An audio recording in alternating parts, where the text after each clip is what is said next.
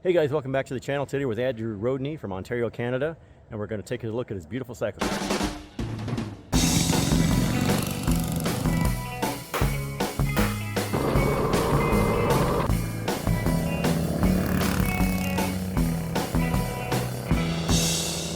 Okay, Andrew, so what kind of CycleKart did you build here? Well, my inspiration car is a Mercedes W154 1939 Grand Prix car. It's a little bit 154 and it's a little bit, I think it's 163, the smaller one that the Germans built when the Italians changed all the rules and made the engine smaller, so they built a smaller one. And the body shapes are a little different, so I drew from both when I was designing and shaping the body and really how I wanted it to be. And how did you originally find CycleKarts? Well, that's an interesting kind of a story. I was watching the Top Gear episode where Clarkson tests the Alfa Romeo Grand Prix car, the 50 something in the mid 50s, and then I was just looking around YouTube, like wondering, kind of trying to figure out, okay, how do I? Obviously, I'm not going to buy an Alfa Romeo Grand Prix car for myself. So how do I get into this kind of a vibe? How do I get that sort of, single seater, wind in your face kind of thing? And it just led me to this video of Mike Stevenson doing laps around, I believe it was his ranch in, it might have been California, or was it Texas? I can't remember. Possibly both. Yeah, and this excellent video of him just goofing around in what I later learned was a CycleKart, and particularly this one shot, he had this camera set up and he just zoomed under the camera, and I was like, when I saw that, I was like, okay, I have to build one of these. So I started sort of figuring out what it was, and how do you build them? What are they made of? And that was, when was that? 2014, I think. Oh, so it's been it's an 11-year process. Yeah, so yeah, that's fantastic. And this car, I think you nicknamed it the Vulture. The Vulture. And what's the nickname from? Because it's all made of scavenged materials. Okay, so that's... The Vulture is a scavenger, and this thing was made from essentially discarded things. And that's one of the reasons I wanted to feature this car on the video channel, because we sometimes show the ones that are glossy and perfect and, kind of over, and I don't want to say over-engineered, but engineered beyond what normal CycleKarts are, which are typically a box with frame rails bolted to it. At least that's what the Stevenson CycleKarts were. Right. And this one probably is a little more true to that because it's made with found stuff. The Stevenson CycleKarts were made with found wheels that were being thrown away. Right. And they made a CycleKart based on that, and it was stuff that they found on the ranch or the farm there. And so this is really, and if you look at it from a distance, it looks exactly like the Mercedes it's supposed to be. Yeah. And obviously it's a little rough on the edges, but you know what? I think, and honestly, I've seen some original cars. They probably were a little rough. Maybe the Mercedes, certainly cars of that era. Maybe Mercedes were a little more perfect, but well, the Germans. Yeah, I don't want to be racist about it or whatever, but yeah, that's okay. They know they're precise and very neat. Legendarily, but so this car has an interesting frame. Tell us about that. Yeah, it's like to your point about people sometimes look at CycleKarts they think are really pretty and really well engineered, and they go, oh, I can't possibly do that. And they sometimes say that about this car, which is amazing because it's nothing like a perfectly engineered car. The ladder frame is actually a ladder. I took a discarded extension ladder from a work site. It was being thrown away, and I basically asked the work foreman if I could just take it off the garbage pile, and he said yes, and I just took it home and tore the rungs off of it, glued it back to back as an I-beam, and used those two beams as the basis of the chassis. Mm-hmm.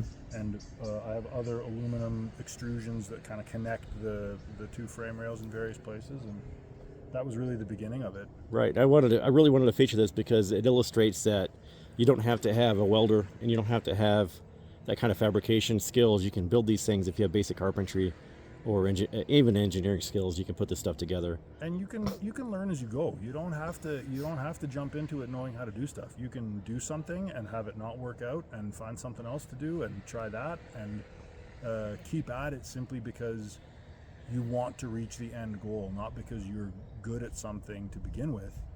You can learn all that, especially now where we have access not only to Google and YouTube, but the AI is a great way to learn about these things as well. And so you have so many things at your disposal that there's really, if you're inspired by it, and you look at it and it sort of lights something up in you, there's no reason not to try and pursue it. Yeah, that's exactly right. Thank you for that.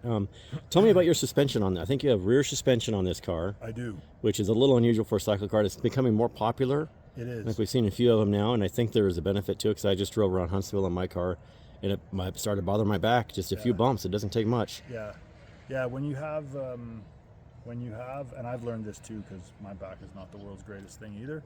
When you have a rear suspension, it really it makes your car more drivable, and guys are doing it now in a very well thought out and kind of elegant way. And mine is a bit more of a grasp in the dark because I had started with one design and that didn't really work, so I went to the second design and that didn't really work either.